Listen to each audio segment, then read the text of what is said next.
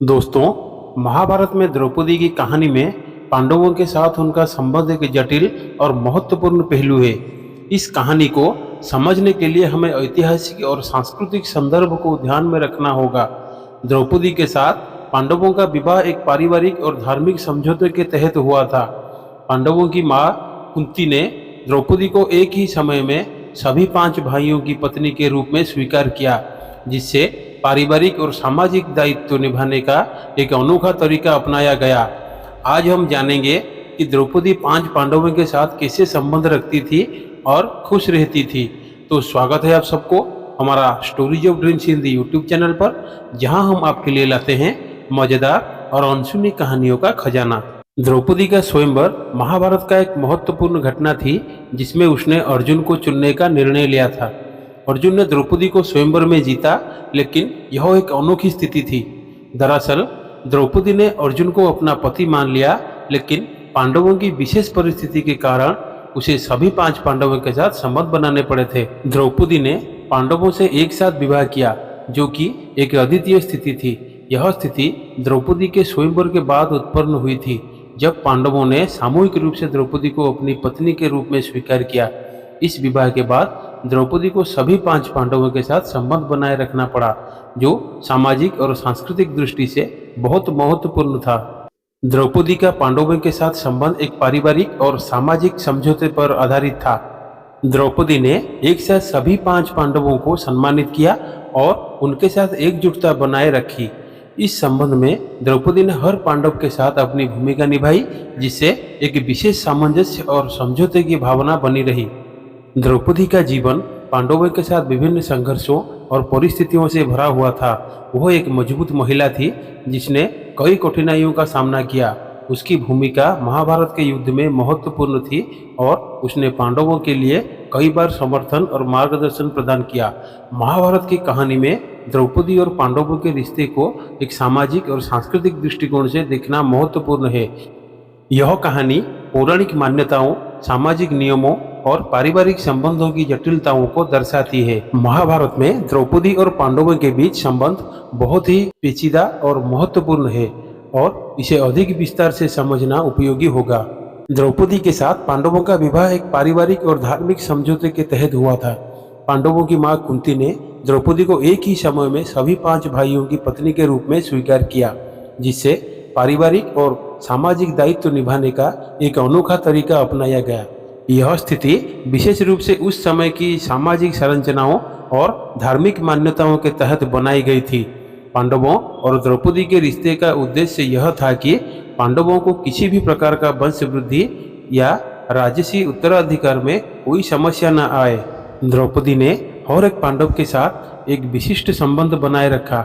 उदाहरण के लिए अर्जुन के साथ उसका भावनात्मक और प्रेमपूर्ण रिश्ता था, जबकि अन्य 5 पांडवों के साथ भी उसका एक विशेष समझौता था। द्रौपदी ने पांडवों के साथ सामंजस्य बनाए रखते हुए एक परिवार के रूप में कार्य किया।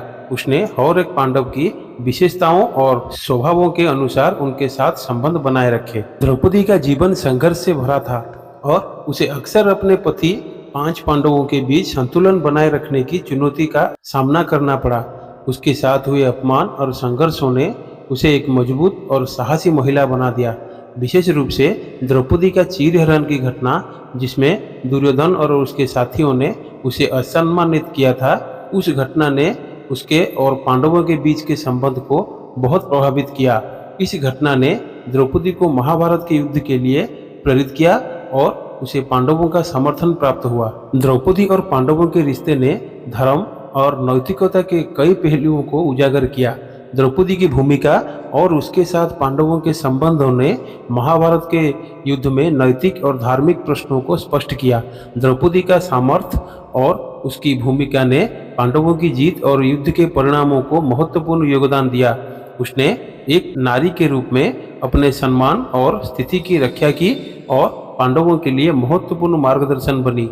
द्रौपदी और पांडवों के बीच का रिश्ता महाभारत की कथा का एक केंद्रीय हिस्सा है और इसे केवल एक भावनात्मक या व्यक्तिगत दृष्टिकोण से ही नहीं, बल्कि सामाजिक और धार्मिक संदर्भ में भी समझा जाना चाहिए। यह कहानी एक जटिल और पारंपरिक संबंध को दर्शाती है, जिसमें व्यक्तिगत और सामूहिक सम्मान, संघर्ष और धार्मिक मान्यताओं की महत्वपूर्ण भूमिका है। द्रौपदी और पांडवों के बीच के संबंधों की गहराई और जटिलता को समझना महाभारत की कथा को और अधिक स्पष्ट करता है।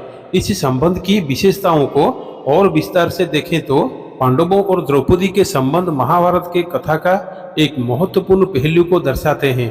द्रौपदी का विवाह पांडवों से एक राजनीतिक और धार्मिक दृष्टिकोण से महत्वपूर्ण था। इस विवाह का उद्देश्य पांडवों के परिवार को एकजुट रखना और राजसी उत्तराधिकार सुनिश्चित करना था।